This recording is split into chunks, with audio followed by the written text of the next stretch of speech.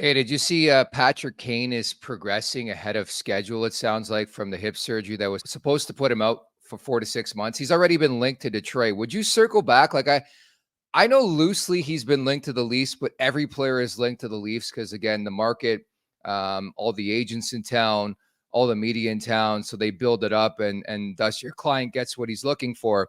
Would you place a call? Do you think they should be interested at all? I'm not that bullish on that type of scenario right now.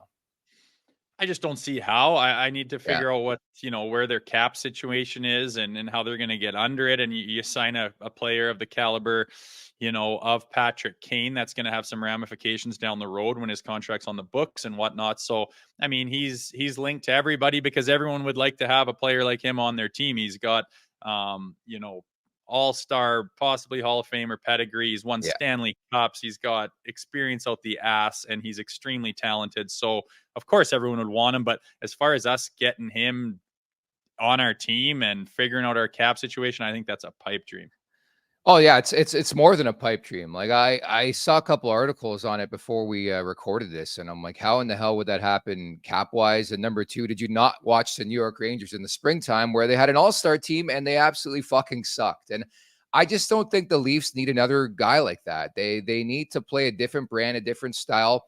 I think they addressed it here in the offseason. I'm not sure Patrick Kane, another bona fide scorer stud. I get it. He's a future Hall of Famer and all that jazz, but again, it's all about chemistry. You can speak to this more than I can. You've been in a locker room, you've been in a dressing room, you've been in an NHL team.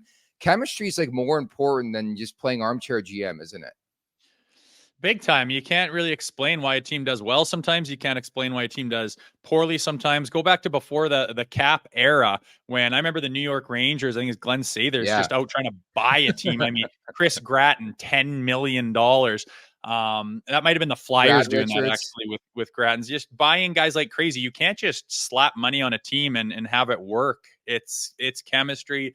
It is, when you roll those lines, different roles, different depth players that why do those exist? Because you need them throughout a hockey game. People have been playing this for 100 years. They understand throughout the course of 60 minutes what kind of things can contribute to you getting the momentum and getting the lead and holding the lead and ultimately winning the game. It's all these different factors. And everyone every year is trying to put those pieces in place to have that magic number to have a winning team. And it doesn't always work out. And you can't just start chucking money at the problem to fix it. And you certainly can't in a cap era.